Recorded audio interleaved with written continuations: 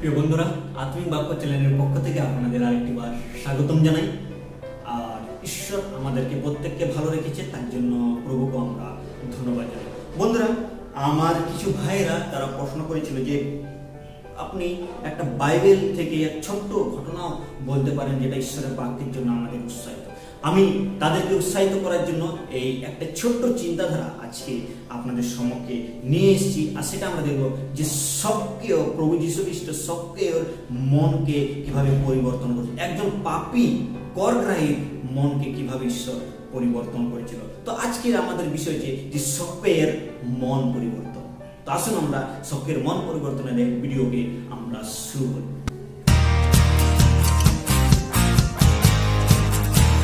প্রিয় বন্ধুরা, বাইবেল হচ্ছে এমন একটা পুস্তক যেখানে সমস্ত কিছু বিষয়ে লেখা রয়েছে।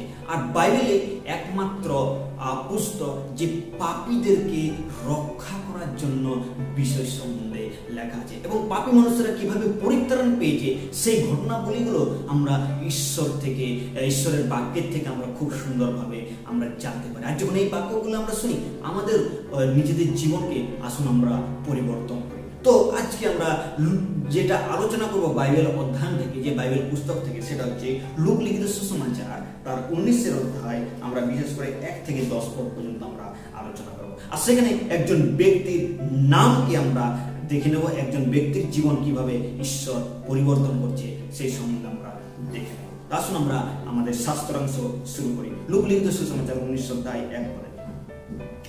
পরে তিনি জিরি হতে প্রবেশ করিয়া নগরের মধ্যে দিয়া যাইতেছিলেন। আর দেখো, শক্য নামে এক ব্যক্তি ছিলেন। সে একজন প্রধান করগ্রাহী এবং সে ধনবান ছিল। 3 পদ। আর কে যিশু সে দেখিতে চেষ্টা করিতেছিলেন, কিন্তু ভিড় উপযুক্ত পারিল না, কেননা তিনি খর্বকায় ছিলেন।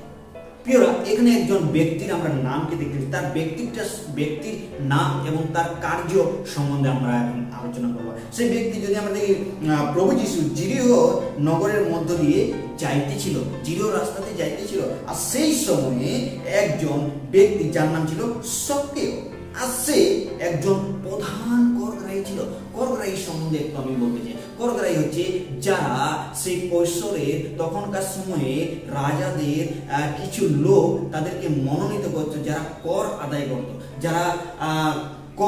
আদায় করত, এখনকার সময় যদি আমরা দেখি, বিশেষ করে ট্যাক্স কালেক্টর বলে এদেরকে। এরা কি করতে, যে তোমার খাজনা যে তুমি জমিতে চাষ করছো, যা চাষ আবাদের মধ্যে রয়েছে, তা কিছু অংশ সেই ভরণের কৈশোরের কাছে বা রাজার কাছে নিয়ে আসছে। তো আর সেই কার্যটাও সেই সক্কেয় করতো। কিন্তু সক্কের একটা কোয়ালিটি ছিল, সে এরকম ভালো এক পদে কাজ করতেন। তিনি প্রধান ছিলেন করগ্রাহীদের। আরো অনেক করগ্রাহীর মধ্যে তিনি অন্য করগ্রাহীদের দেখাশোনা করতেন। তিনি প্রধান করগ্রাহী ছিলেন, কিন্তু সে আরেকটা তার বিষয়ে লেখা আছে, সে ধনবান ছিলেন। সে এরকম কোন ব্যক্তি ছিলেন না। সে প্রথম হচ্ছে সে তার নাম সক্কেয়, তারপর সে করগ্রাহী ছিলেন, সে ট্যাক্স কালেক্টর ছিলেন, তারপর সে ধনবান ছিলেন, সে ধনী ব্যক্তি ছিলেন। তারপর আমরা দেখো, আমরা তাড়াতাড়ির মধ্যে যাবো যেন আমাদের ভিডিও বেশি লম্বা না হয়ে যায়। আমরা ছোট্ট সংক্ষেপে আমরা আলোচনা করবো। তারপর সে ধনবান ছিল, আর তার একটা ইচ্ছা ছিল। সে ধনবান হওয়া সত্ত্বেও সে যিশুর সম্বন্ধে হয়তো শুনেছিল কারো কাছে, আর সেই যিশুর সম্বন্ধে, সেই যিশুর অনেক আশ্চর্য কার্যকে সে শুনেছিল। হয়তো সেই কোনো করগ্রাহী যিশুর কাছে গিয়েছিল, আর সে হয়তো সেই প্রধান করগ্রাহী বলছে, স্যার আপনি কি জানেন একজন ব্যক্তি প্রভু যিশু, তার নাম হচ্ছে প্রভু যিশু, সে অনেক আশ্চর্য কার্য করেছেন, সে 5000 লোককে খাইয়েছেন, সে অন্ধকে চক্ষু দিয়েছেন, সে খঞ্জকে চলার শক্তি দিয়েছেন, এবং সে মৃতকে জীবিত করেছেন, এমনকি সমুদ্রের মধ্যেও সে হেঁটেছেন। সেই সব আশ্চর্য ঘটনাগুলো শুনেছে। আর তখন সে মনে করলো, তাহলে একবার যিশুকে তাকে একবার দেখতে হবে। আর তখন সে কি করলো, দেখো 3 পদে বলছে, আর যিশুকে, আর কে যিশু সে দেখিতে চেষ্টা করিতেছিল, কিন্তু ভিড় উপযুক্ত পারিল না, কেননা সে খর্বকায় ছিল। আর আমি বলতে চাই যে প্রভু যিশু যেখানে যেতেন, সে 1জন 2জন থাকতো না, অনেক লোক থাকতো। চিন্তা করুন, যখন সে 5000 লোক রুটি খাইছে, তার মানে তার পিছনে কত লোক থাকতো, অনেক লোক থাকতো তার পিছনে, আর তার আজ্ঞা শোনার জন্য, তাকে দেখার জন্য অনেক লোক ভিড় করে যেত। আর তাদের মধ্যে সেই সক্রিয় ছিল যে তার দেখার ইচ্ছে ছিল, কিন্তু অনেক ভিড় ছিল সেই জিরোহ রাস্তায়। তখন সে একটা বুদ্ধি লাগালো, কেননা সে কি ছিল? খর্বকায়। খর্বকায় বলতে সে খাটো ছিল, সে নাটা ছিল, সে ছোট ছিল, আর তার জন্য সে প্রভু যিশুকে দেখতে পেল না। তাই সে একটা বুদ্ধি করলো, দেখো সেখানে কি লেখা 4 পদে, তাই সে আগে দৌড়িয়া গিয়া তাহাকে দেখিবার জন্য একটি সুকোমল গাছে উঠিল, কারণ তিনি সেই পথে দিয়া যাইতেছেন। আর তখন তিনি জানলেন যে প্রভু যিশু মানে এই আগের পথ দিয়ে যাবে, আর সেখানে একটা সুকোমল গাছ ছিল, সেই বড় গাছ ছিল, আর সেই গাছে কি করলো? সে তাড়াতাড়ি উঠে গেল, আর সে এখন গাছের উপরে বসে আছে। আর তারপর দেখো তার জীবনের এবার পরিবর্তন আসছে।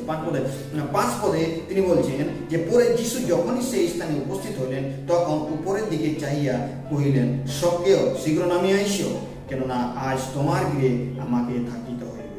ও সক্রিয়ের নাম ধরে ডাকলেন, সক্রিয়। সক্রিয় আশ্চর্য হইল, আমার নাম প্রভু কি করে জানলো? আমার গাছের তো উপরে এসে পড়ে বললেন, সক্রিয় তুমি সেখান থেকে। প্রিয় বিশ্বাসীরা, প্রভু যিশু আমাদের প্রত্যেকের, তিনি আমাদের জীবনকে জানেন, তিনি আমাদের চরিত্রকে জানেন।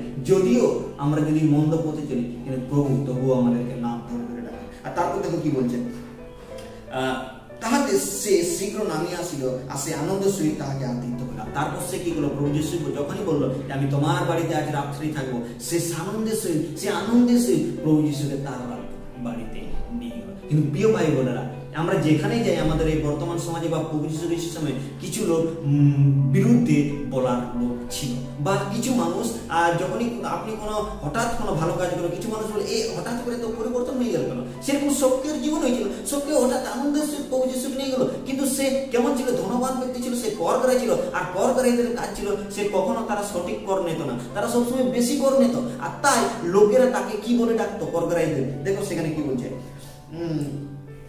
7 পদে, তাহা দেখিয়া সকলে বচস্যা করিয়া বলিতে লাগিল, ইনি একজন পাপীর ঘরে রাত্রি যাপন করিতে। কি বলছেন? যে একজন পাপীর ঘরে সে রাত্রি যাপন করতে যাচ্ছে, সে করগ্রাহী, সে আমাদেরকে ঠকিয়ে নেয়, সে আমাদের কাছে বেশি বেশি কর আদায় করে, আর সে এখন কি করছে? তার বাড়িতে যাচ্ছে। হ্যাঁ, আশ্চর্য ব্যাপার। আর তখন প্রিয় ভাই বোনেরা, একজন পাপীর হৃদয়ে প্রভু যীশু খ্রিস্ট সবসময় আসে। প্রভু যীশু খ্রিস্ট যদি আমরা বিশেষ করে দেখি, সে কোনো সেবা করার জন্য আসে না, কিন্তু সে সেবা করার জন্য এবং প্রত্যেকের নিমিত্তে নিজের প্রাণকে মুক্তির মূল্য রূপে দেওয়ার জন্য এসেছে। যদি আমরা মার্ক লিখিত সুসমাচার 10:45 পদে দেখি, আর এখানে আমরা দেখছি যে সে বলছে সে তো পাপীর ঘরে আছে, সে তো পাপীর ঘরে রাত্রি যাপন করতে গেলেন। কিন্তু তখন সবকে যখন তার গৃহে তাকে প্রভুকে নিয়ে গেলেন, দেখো তার জীবনের পরিবর্তন। প্রিয়রা, অনেক সময় আমরাও হয়তো জীবনে পাপ করেছি, কার্য করেছি, কিন্তু যখন প্রভু যিশু আমাদের হৃদয়ে আসে, তখন আমাদের জীবনকে পরিবর্তন করে। সক্রিয় পরিবারে যখন আসলো প্রভু যিশু, তখন তার জীবনও পরিবর্তন। তিনি আগে পাপী ছিল, আগে তিনি মন্দভাবে মানুষদের কাছে টাকা পয়সা নিত, কিন্তু যখনই প্রভু যিশু তার বাড়িতে আসলো, তার জীবনে আশ্চর্য কাজ হলো। কি তার জীবনে আশ্চর্য কাজ হলো? দেখো লেখা আছে 8 পদে, তখন সক্রিয় দাঁড়াইয়া প্রভুকে কইলেন, প্রভু দেখুন, আমার সম্পত্তির অর্ধেক আমি দরিদ্র দিগকে দান করি। ফার্স্ট কোয়ালিটি, সে প্রথমে হয়তো দান করতো না। প্রভু যিশুতে যখনই আমরা বিশ্বাস করি, একটা দান করার মনোভাব আসে, একটা দানের, একটা অন্যের সেবা করার মনোভাব আসে। আর সক্রিয় দাঁড়িয়ে বললেন যে প্রভু আমার অর্ধেক জমি জায়গা, আমি প্রথমেই বলেছি সে কেমন ছিল? ধনবান ছিল। সে আমার অর্ধেক সম্পত্তি আমি দরিদ্র দিগকে দিতে চাই। তারপর দ্বিতীয় কোয়ালিটি কি? প্রথম দেখলো সেবার অনেকের বলিদান একটা বড়, তারপর দেখতে পাই আর যদি অন্যায় পূর্বক কাহারও কিছু হরণ করিয়া থাকে, তাহার 4 গুণ ফিরিয়া দিই। একটা কথা শুনতে পেল না? যদি অন্যায় পূর্বক, তার মানে সে অন্যায় করেছে। এখন অন্যায় পূর্বক যার কাছে আমি 100 টাকা নিয়েছি, তাকে আমি এখন কত ফিরিয়ে দেবো? 400 টাকা, 4 গুণ আমি ফিরিয়ে দেবো।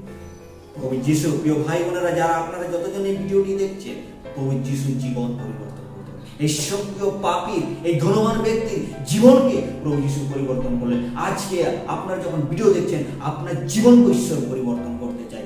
যদি আপনি আপনার গৃহের অন্তর্গৃহে যদি প্রভু যিশুকে স্থান দাও, যদি প্রভু যিশুকে স্থান দাও, তাকে তুমি যদি বলো যে হ্যাঁ প্রভু, আমিও তো অনেক পাপ কাজ করেছি, তুমি আমার হৃদয়ে এসো, আর তাহলে প্রভু আপনার হৃদয়ে আসবেন, আর সেই দিন থেকে আপনার জীবন পরিবর্তন হয়ে যাবে। আর তারপর দেখো 9 পদে তখন প্রভু যিশু কি বলছেন, তখন যিশু তাহাকে কহিলেন, আজ এই গৃহে পরিত্রাণ উপস্থিত হল, যেহেতু এক ব্যক্তি অব্রাহামের সন্তান। 10 পদে দেখো, কারণ যাহা হারাইয়া গিয়েছিল তাহা অন্বেষণ ও পরিত্রাণ করতে মনুষ্য পুত্র আছে।